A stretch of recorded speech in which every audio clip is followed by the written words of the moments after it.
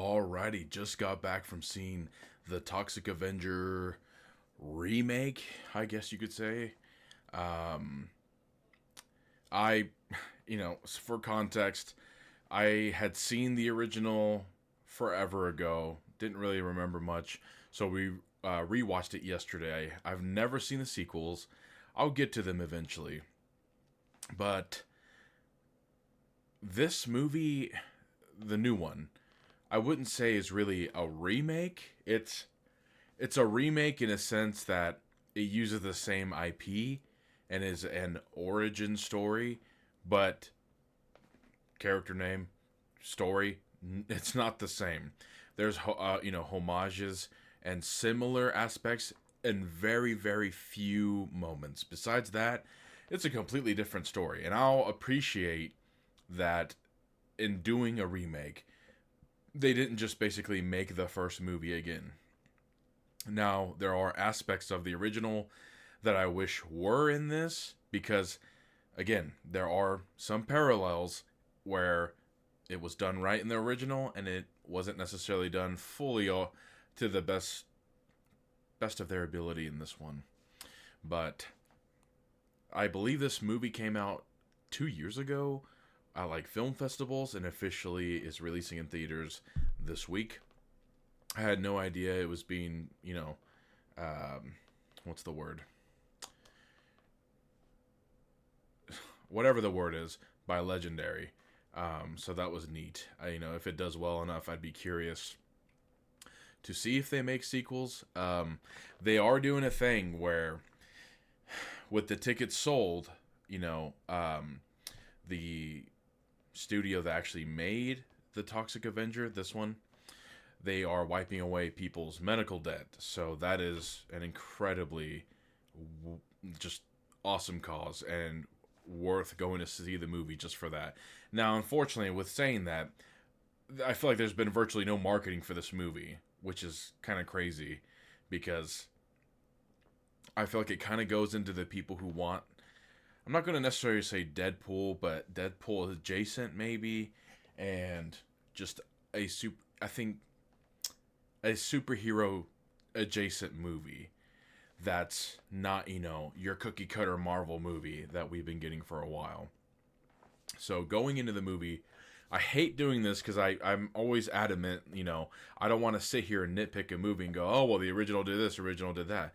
So mainly when it comes to parts that it's basically the same, I'm going to get more into it. But Peter Dinklage plays Winston Cruz.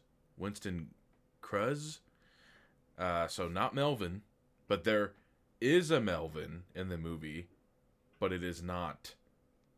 It's not the main character. It's not Toxie.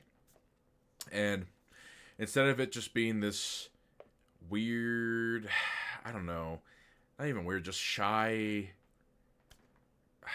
That in the original, there's, I feel like something, Melvin is a bit odd, and in this one, they made it where he's a stepdad. His wife died of cancer, and he's trying to raise his stepson, but he feels like they can't relate, and he feels like, he's supposed to be there for a stepson, but he doesn't know all the things to, like, what his interests, and just wants to do the best he can, but he's drowning in debt, rent, and other bills that I won't spoil, but they show up in the movie. And so you have this guy who's trying his best, but the world just shits on him. And as it builds up, there's another character where she's a journalist. They're trying to expose like a greedy corporation. So then they, happen to meet. How Winston becomes Toxie is completely different from the original. And it's honestly a lot more, in my opinion, brutal, where you're like, what? Now the transformation scene, again, very different in my opinion, in their own creative ways. The original was very, very gore focused and nasty. As this one is gory, but they made it more like Fever Dream esque when he transforms. It's very colorful. You've got neon, and it's more of a visual, like in his head, how he's feeling, and then transforms. Then a just outer look at this gross transformation. I'm not saying the original is better or worse. I like them both for their own ways. And this movie, instead of it being more focused on just like Toxie kind of helping the people of the city and making the city better by killing all the bad people, it's more a personal story of Toxie trying to be a hero for his son and stopping this overly comical rich billionaire, I'm gonna live forever like guy type of guy, which, there is that one health guy or whatever, that weird guy who uses his son's blood or whatever in real life. I mean, not in the movie. It kind of made me think they were making fun of that. There is a lot of satirical meta humor in a sense that in the original, in the 80s, it had satirical humor for that time. Like over-exaggerating, like gym wear and people in gyms and all kinds of stuff. In this one, it's very much satirical humor of, like, just the political climate from 2016 to now. And so that was funny because it's feels relatable in the sense that I understand it. Like at one point there's these I don't know, incel guys that are trying to hold people hostage because they are mad that basically a McDonald's went from Ronald the clown to like a woman clown. And so they're like, well, this is not fair, you're erasing men. And one of the guys goes up to a blind woman, doesn't realize she's blind, and does like the okay symbol or whatever. And he's like, are you triggered? Are you triggered? And so it was just funny where it's like satirical humor. I mean, it's satirical to a degree. I mean, people, I'm not going to get into that, but modern day, like, stupid shit being satirical.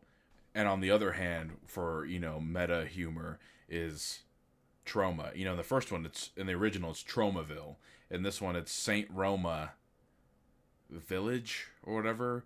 But you can see where it's trauma in the name. And even at some points, there's like where the S is kind of gone, so it's blatantly trauma.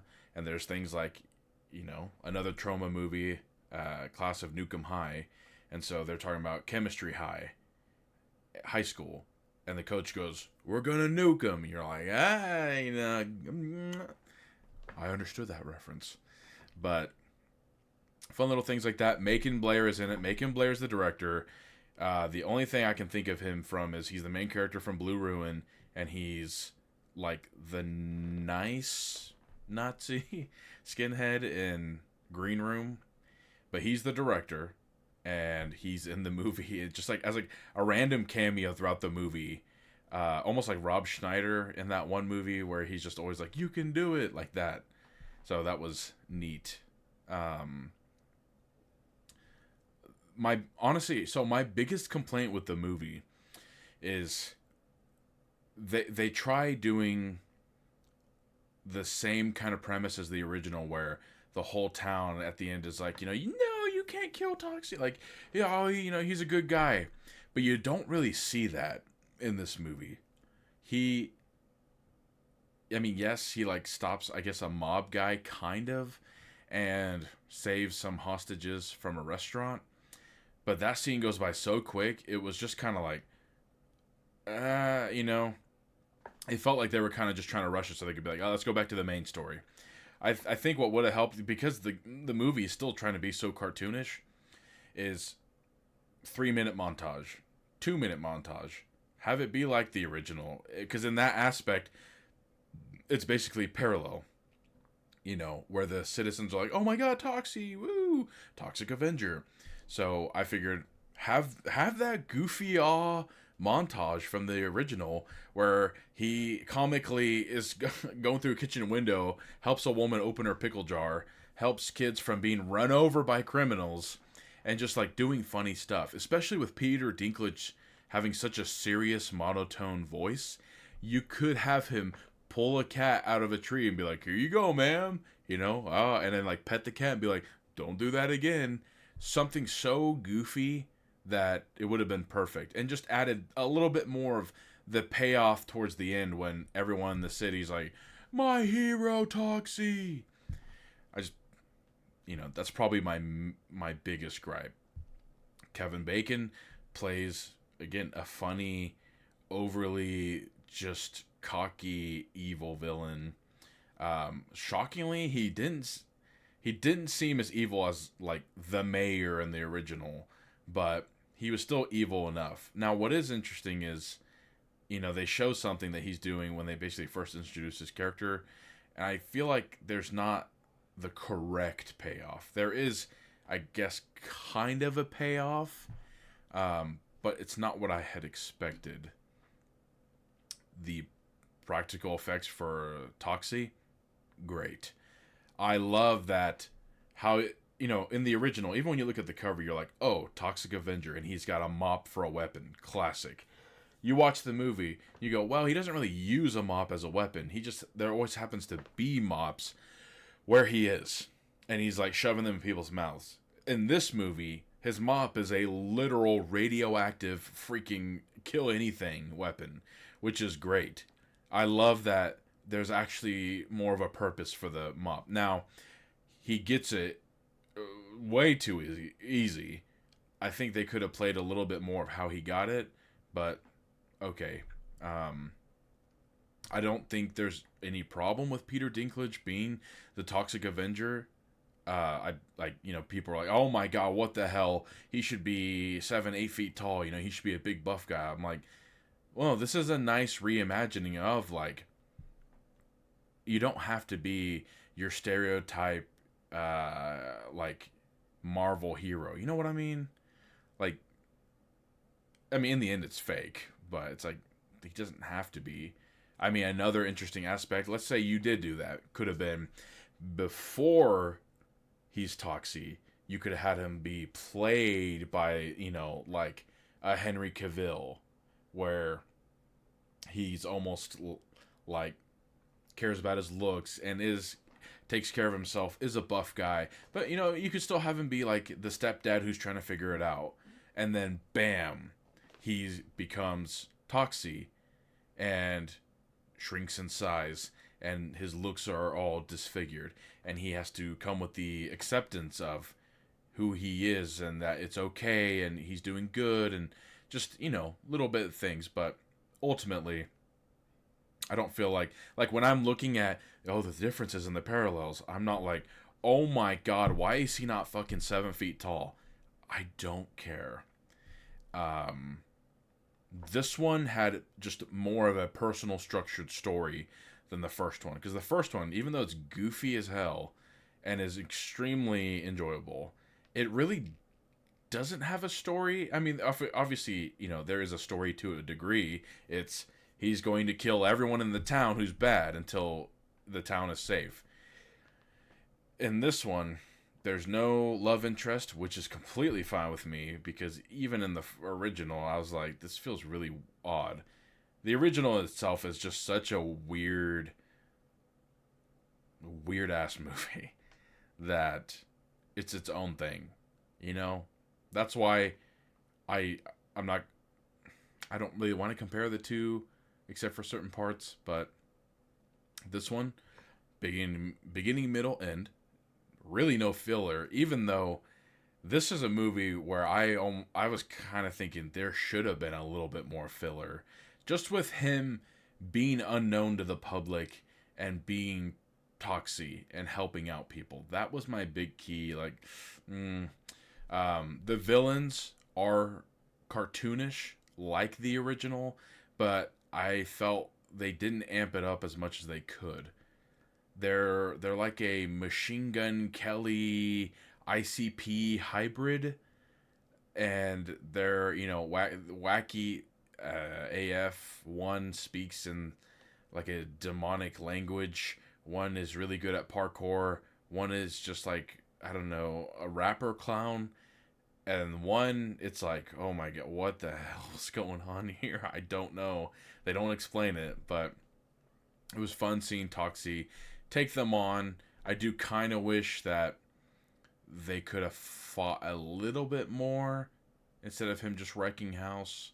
But, it's another part where I felt like they kind of rushed it, and it would have been nice if we had a little bit more. And there is, a classic superhero versus villain ending. And that was another thing where I was hoping it would be a two-stage fight, where in the beginning, they're fighting a certain way, I'll just say, with weapons. And in my mind, I thought, you're Toxie. I figured he would not have his mop, and the villain would not have their weapon, and it would just be this, like, monster brawl, where it might even be, like, ripping Toxie's arm off, or something crazy. But they didn't really do that. So that was kind of disappointing. The overall ending of the fight is pretty fun, though, and very, very gory. I would say most of the gore was CGI, which didn't take me out of it, but I did keep thinking, could some of this have been practical effects? I feel like it probably could have, but that's, more of a personal preference and a nitpick of mine.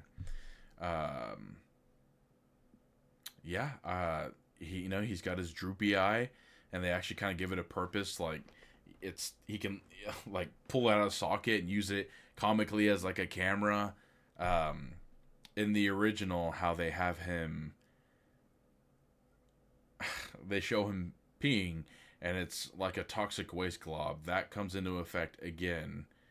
But actually, I would say has a purpose. So overall, I like the movie the same as I like the original for being its own thing. When you look at the original in this movie, unless someone's just dead set, like, oh no, I freaking hate this one or whatever. I like that it's like, it's what it is. Two different people with the same IP going, here's the kind of movie I want to make for this character. So I like both for their, pros for this, for their own character. So I would say go watch this. Go watch the original if you haven't. It's so goofy. And I forgot to mention, God, I've had this for like months. It's toxic waste, hazardously, wow, I cannot speak, satisfying. I'm just scared to drink it just because I feel like this might be a bang where it might actually send me to the grave. But I just thought it was neat to pull this out for this movie review. But that's about it for me. I know it's all over the place. Basically, it's good in its own way. Go watch it. Until next time, that's going to be it. I'm out.